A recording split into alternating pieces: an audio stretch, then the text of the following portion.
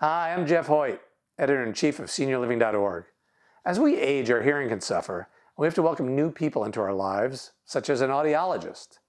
In an earlier video, I asked Audiologist Brad Ingrao to explain what exactly it is that he does.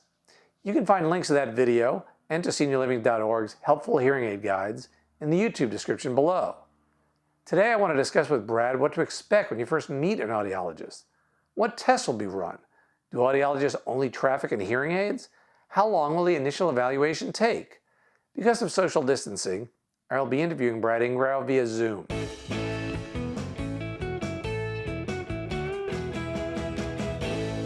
There's a lot of audiologists out there. Any state that you live in will license an audiologist. And so if you want to find out about their practice history or whatever, you can contact the website for professional licensure is kind of the way I usually do the Google search.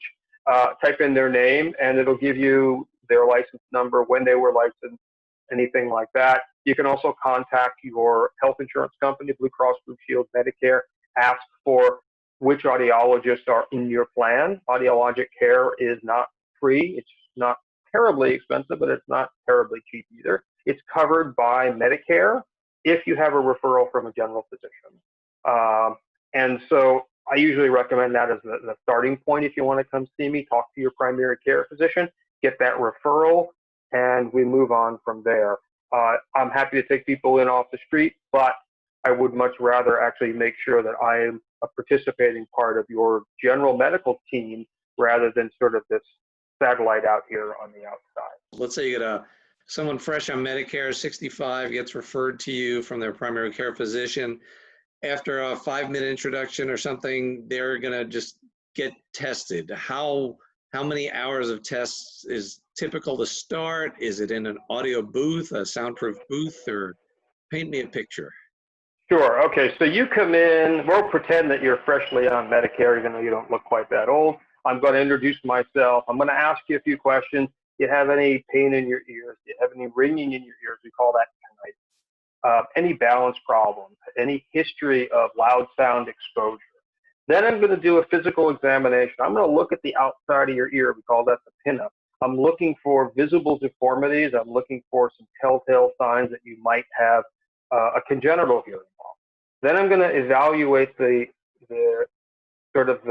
opening of your ear. We call that the ear canal with an otoscope. It's a light that's either me just peeking in there or an actual little video camera. And I'll determine whether there's a clear pathway to your eardrum. If there's not, I'll make one. If it's a little bit of wax, the audiologist generally does that. If it's more compacted against the eardrum, we may often refer you to an ear, nose, throat specialist, depending on our level of training and the equipment that we have in our office. Once I evaluate that I have a clear shot to the eardrum, I'm going to evaluate that middle ear system. There's a test we do called tympanometry, and it's a little pressure test. It's kind of like the pressure test you get at the optometrist, where they puff a little air against your ear to see if you have glaucoma. But we're going to puff a little air against your eardrum, and the computer is going to trace out your eardrum movement. And that tells me a lot of important things. If your eardrum moves very freely within a normal range, then your eardrum is intact. It also tells me that the 3 bones behind your eardrum, the hammer, the anvil, and the stirrup, are working. They're connected. They're not diseased. And finally, it tells me that a tube that goes from the back of your nose to your ear, the eustachian tube, that's what makes your ear pop when you go up in an airplane, that's working. If that system is operating but at a different pressure, then maybe the eustachian tube is not working.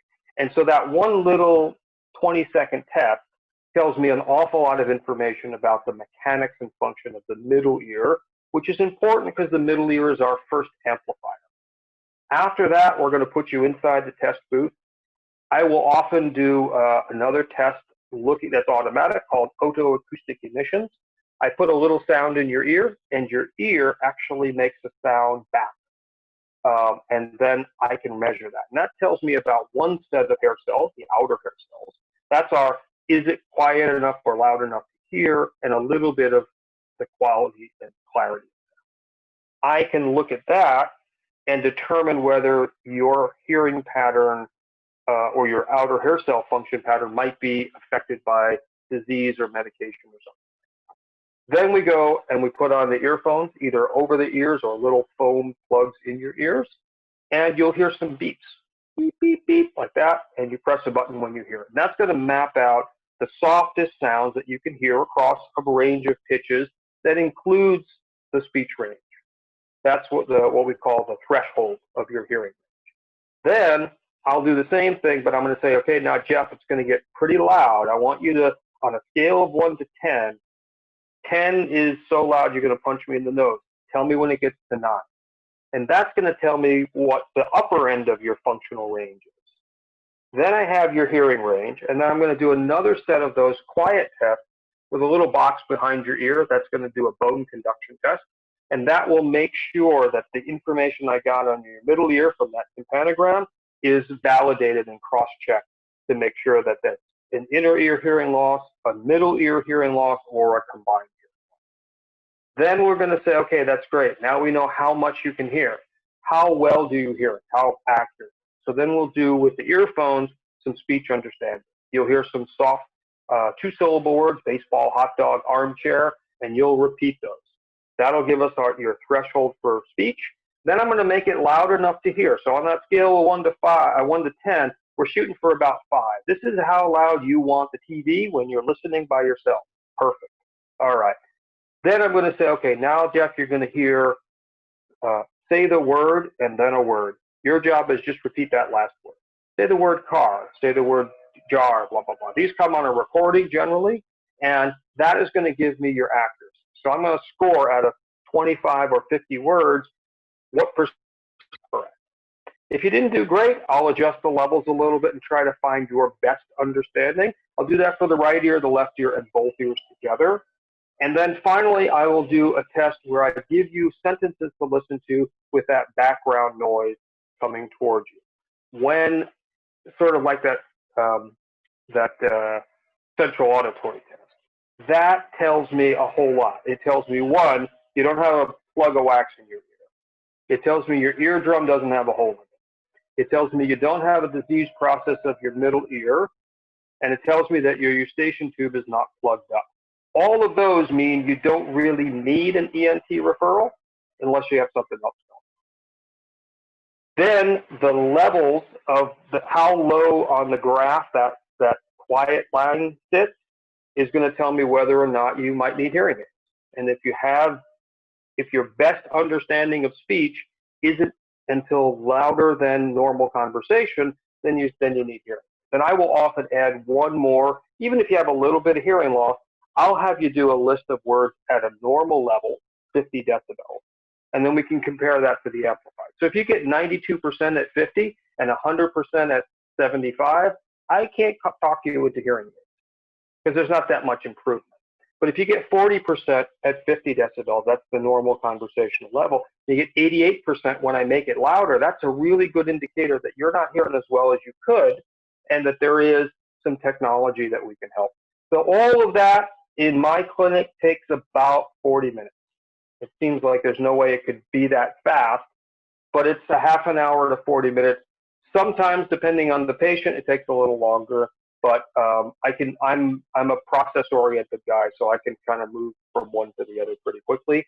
So you're not in there for all day. It's not a 3-day, stay in the hotel, top to bottom kind of thing. And I feel like in most cases, people are going to probably book you for an hour for that. So you should plan on about an hour, but you probably won't need a whole. Great. Well, that was very detailed. Thank you very much. I think we've all learned a lot about what audiologists do, and now I think it's time for me to make an appointment. So, okay. Really appreciate Sounds great. your time, and we will talk again soon. Thanks, Brad. All right. Appreciate it. Thanks very much. Bye-bye.